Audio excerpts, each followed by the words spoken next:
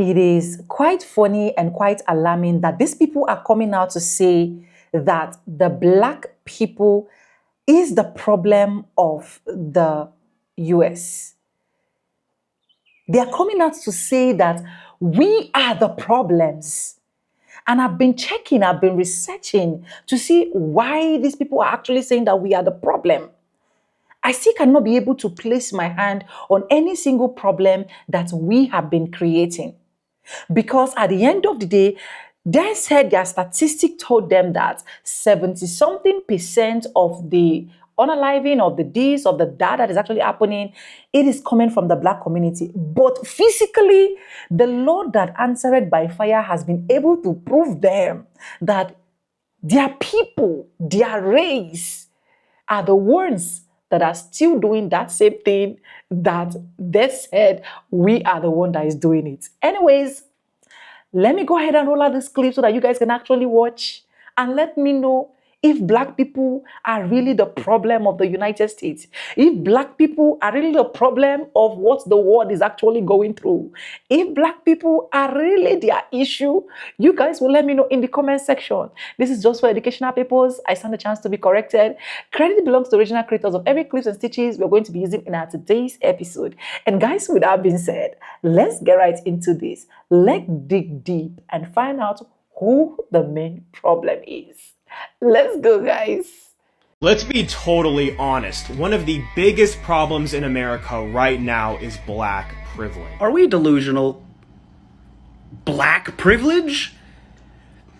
Here we go. Last month in Georgia, a black man shot and killed 4 elderly white people. The story barely got any national news coverage. But when the races were reversed and a similar incident happened in Florida, there was a national outcry. Oh my god. Well, perchance, is there context surrounding both events that explains why the former wasn't described as an act of black supremacy? The first one doesn't seem like a targeted attack because the dude literally lived there. Like he was neighbors with all of the victims. You might say, well, you don't know if the one in Jacksonville was racially motivated. This shooting was racially motivated and he hated black people, according to Jacksonville Sheriff T.K. Waters. You might say, well, how on earth could you know that? Well, apparently right before the shooting, he texted his father to check his computer, where his father found manifestos. Very specifically went to a Dollar General right next to a historically black school. Also, by the way, I don't know if you know this, There are a lot of mass shootings in the United States. Most of them do not make national news. What about when 6 black men attacked and robbed over 100 Asian women in San Francisco? Can you even imagine what would happen if 6 white men did that? Wow, that's crazy. Yeah, I wonder what would happen. I bet they'd get arrested and charged with hate crimes. I bet the governor of the state would immediately hold a press conference in that city about hate crimes against that community. I bet at least one of them would be facing up to 95 years in prison. Side note, if you're about to argue that this would result in some sort of national outcry if these were 6 white men, I would like you to please name me one robbery.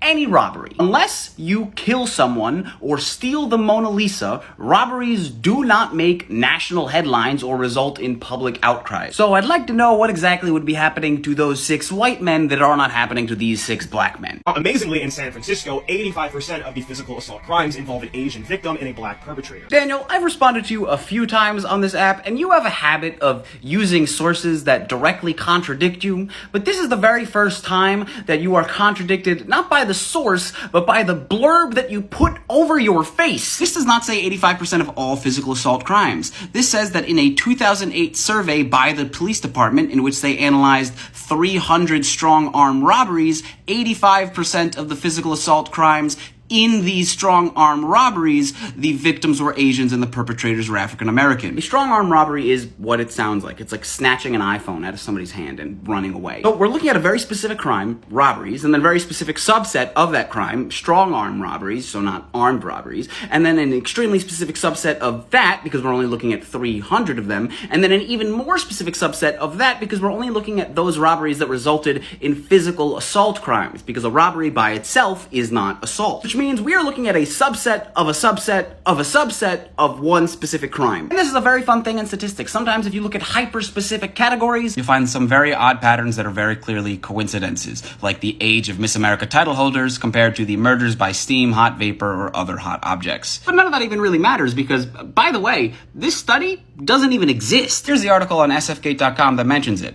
This survey is completely unnamed. It is not cited in any way, shape, or form. In looking for this survey, the the only thing that comes up is this article that mentions it and other people referencing that news article. There is no way to find out what robberies they were looking at, which precinct was doing this survey to begin with, or if this even happened, because this information, even if it exists, is not public. I really doubt this statistic is legitimate because it seems to directly contradict the Bureau of Justice statistics, which says that out of the 829,000 violent crimes against Asian Americans, 191,000 of them were by black perpetrators, which is a lot less than 75%. Secondly, San Francisco Police Department does not keep race data on its victims or on its perpetrators. It's nowhere in any of their crime dashboards. You know what, let's give the benefit of the doubt and assume that this statistic is completely accurate, even though it definitely isn't, and try to ask ourselves, why would it be that such a high percentage of the perpetrators against Asian victims would be African American? First, let's look at the nature of the crime itself, a strong-arm robbery, where you're using your physical strength to steal an object off of somebody's person. This requires that, one, you are able to overpower and outrun your victim because you do not have a weapon, and two, that you do not have anything specifically in mind. You're not robbing a store, you're just taking whatever it is they have in their pockets. The letter shows that this is very clearly not a crime of passion. This is a crime of poverty, which means individuals that are more likely to experience poverty will be more likely to commit these very specific crimes. The nature of the crime itself also means that you're going to be more likely to target someone that you are more confident you are able to overpower or outrun, like the weak or the elderly. So a race with a large senior population will be more likely to be targeted. And crimes of poverty are also crimes of proximity, because it's difficult to travel long distances. So you're most likely going to be committing these crimes to people that are near you. And in quite a lot of urban centers, Asian communities and black communities are right next to each other, if not in the same place. Right here is Chinatown and Two Bridges, the two largest Asian population centers in Manhattan. If you take a look at the map of the housing projects in New York City, 90% of the residents of whom are black or Hispanic, you'll notice the largest chunk are here in Harlem, but the next largest bundle are right down here, right next to Chinatown and Two Bridges. And if you live in New York City, you know that Chinatown is also a lot of old people. If you pass any park in Chinatown at, say, 8 in the morning, you will see 100 different old Chinese women doing aerobics. I always want to join in. They're like 80 years old and they have so many friends. All these things together make it seem a lot more likely that we'd end up with a statistic like this. Now, granted, I'm not as familiar with San Francisco as I am New York. However, if this is Chinatown over here, and if this is a map of the public housing in San Francisco, it does look very similar. If this specific statistic from niche.com is correct, that means 25% of San Francisco's Chinatown is above the age of 65, which actually makes them the largest age cohort. But obviously the thing this guy is trying to imply here is that black people hate Asian people. So let's even give him the fact that there might be animosity between these two groups. Now let's try to ask ourselves, why might it be that this animosity exists? I would wager that a large contributing factor to this would be the fact that quite a lot of white people will use Asian people as a way to dismiss black people's struggles. White people love pointing at Asian people and going, look, see, they made it, they're successful, therefore all the things that you're going through are actually just your fault. If there's white privilege, then there has to be Asian privilege, because Asians make more money than whites. And if you keep doing this, obviously it's going to build animosity between these two groups, which means that the solution to this animosity would be, one, not scapegoating Asians as a way to deflect from real-world issues, and two, trying to improve the material conditions of black people so there isn't this disparity to begin with. But you didn't do either of those two things. You just made a 2-minute TikTok in which you just showed a bunch of different news articles and basically said, wow, these black people need to be stopped. Do we understand how that's not gonna help? Take, for example, James Lee Ramsey. Last year, he was convicted for assaulting an elderly Asian man, and despite the crime, he served less than a year in jail. I'm sorry. You're making a video about black privilege, and you bring up the length of a prison sentence? You have to know that black people on average receive longer sentences than white perpetrators. On average, 19% longer, according to the United States Sentencing Commission, who go on to say that violence in an offender's criminal history does not appear to account for any of the demographic differences in sentencing. You found like one guy and were like, wow, this sentence doesn't seem that long, and thought that like undid the mountains of evidence that show this disparity? This also wasn't even that crazy. It was an assault charge, he pled guilty, he was sentenced to 3 years, and then yeah, was released on probation about a year later. That's really not that uncommon. But it's not just the elderly. An Asian high schooler was recently hospitalized after a black classmate stabbed him for fun. Alright, so this is the point of the video where he clearly just Googled black crime and found every news article he could from the past 2 years in which a black person did something. This is not an argument. A few weeks ago, 6 black kids beat up a 15-year-old white kid for his shoes. Bystanders watched and recorded the whole thing. No one stepped in. Do you think this is unique to black people doing something? This is like a documented thing. It's called the bystander effect, where the larger the group is, the less people actually become to actually do anything. Because if a single individual asks to do something, then the sense of responsibility will be strong. But if a group of people are asked together, then each individual in the group will have a weak sense of responsibility. We made a whole TV show about this. I can tell him. It's what would you do? No way. By the way, I guess while we're talking about bystanders and viewing black or white perpetrators,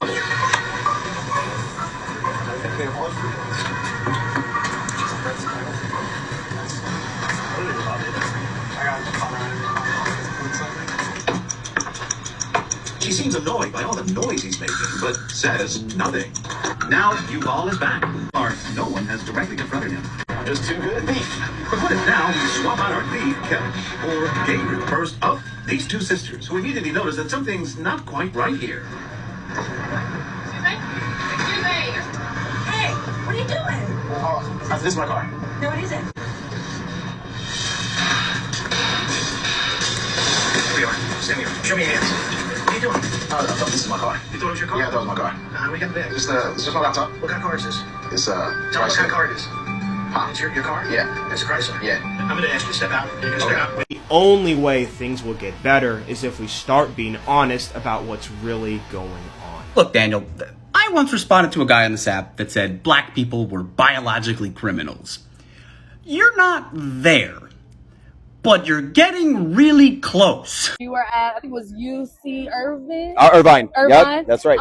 And a lot of critics were in the comments, specifically about one stance that you took regarding, and this might be a little controversial, regarding that there's no such thing as white privilege, but that there is black privilege. Could you briefly explain why it is that you believe that, and speak to the critics? We had a sign that I think said "Say no to black privilege," and people are saying, "What are you talking about?" So basically what we're saying is that there's so much focus that's put on what we call white privilege. And I don't deny that there are privileges to being a white person. The problem I have with the whole privilege theory is that we don't really talk about the various forms of privilege that everyone. Look, there are privileges to being wealthy. There are privileges to being beautiful. There are privileges to being black. There are privileges to being brown.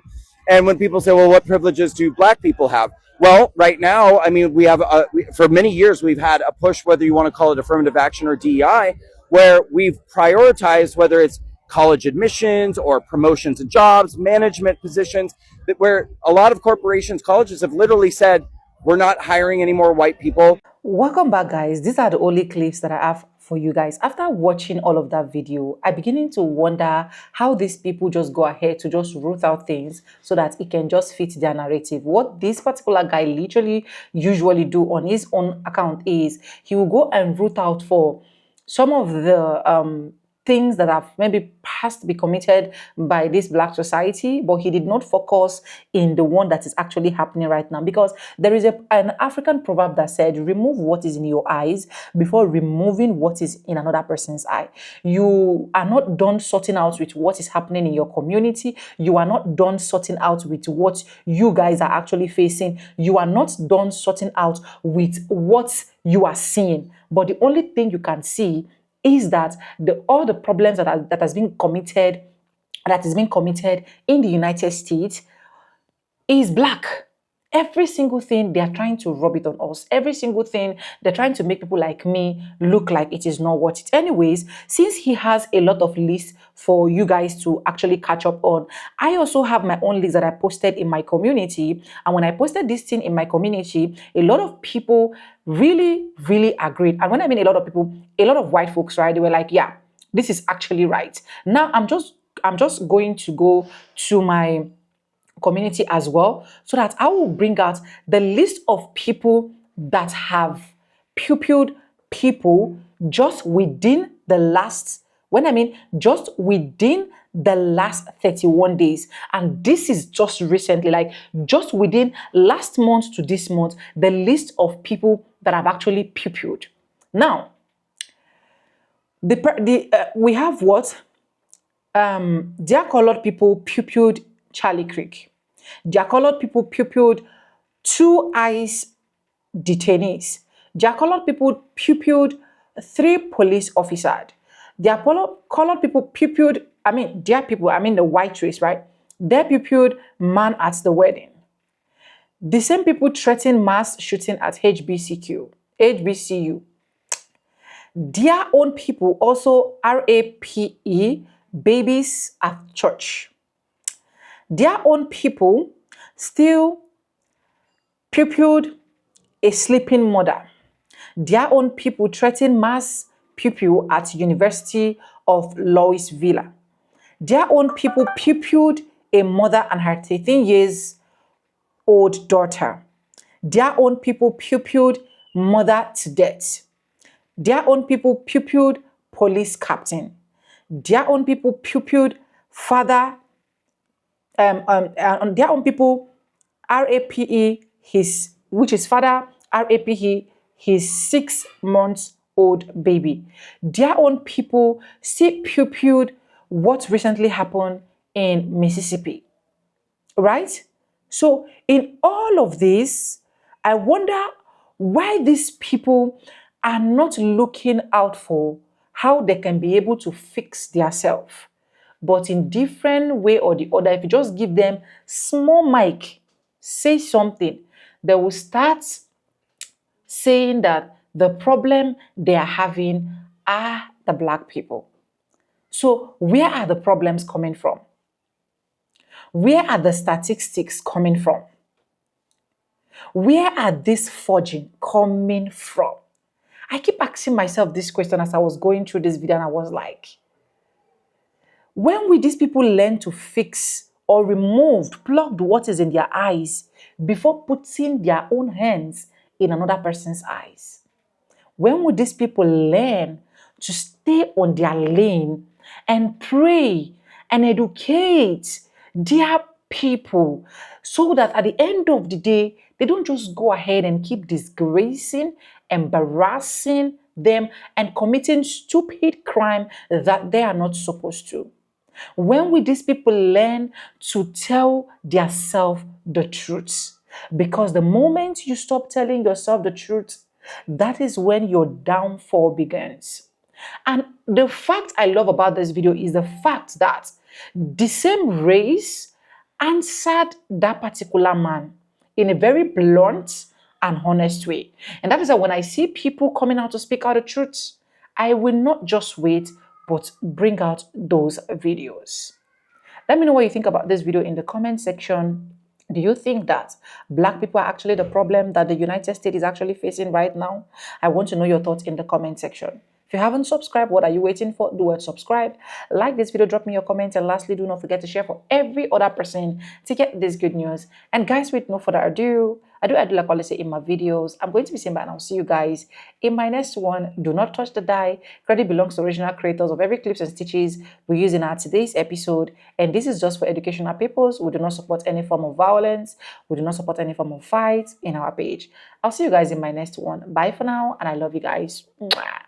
Keep being you as a Black person.